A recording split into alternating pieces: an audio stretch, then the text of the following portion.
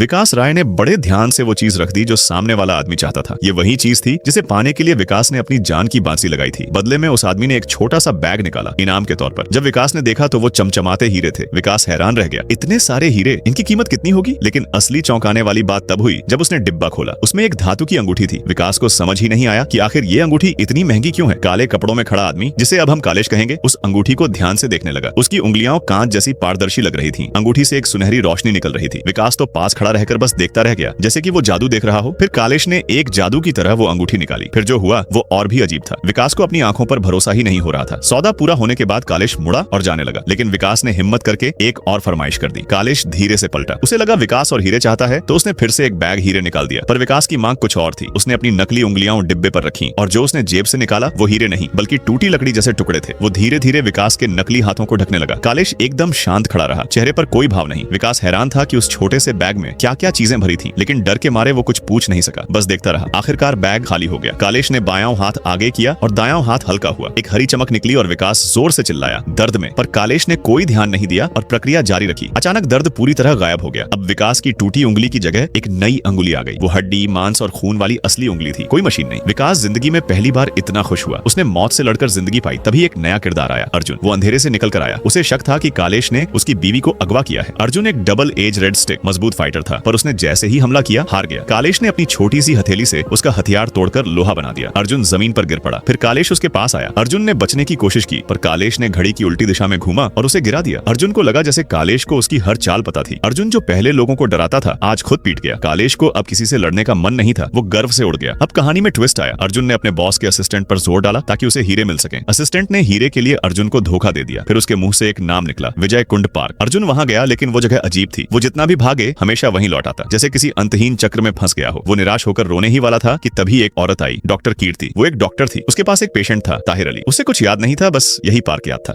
कीर्ति ने पार्क की सच्चाई जाननी चाहिए। उसे पता चला कि ताहिर एक दूसरी दुनिया में गया था, जहां कालेश का अड्डा था। ताहिर की बेटी को उठा लिया गया था। उसे छुड़ाने के लिए वो कालेश के लोगों से मिला, पर उसे पता चला कि ये लोग आम इंसान थे, लेकिन उनके गर्दन के पीछे हरे मकड़ी जैसे चिप्स लगे थे, जिससे वो सब एकदम महाशक्तिशाली योद्धा बन गए थे। ताहिर भी एक जबरदस्त फाइटर था, पर कालेश से हार गया। फिर वो विजय कुंड पार्क में आ गया, शायद बचने के लिए।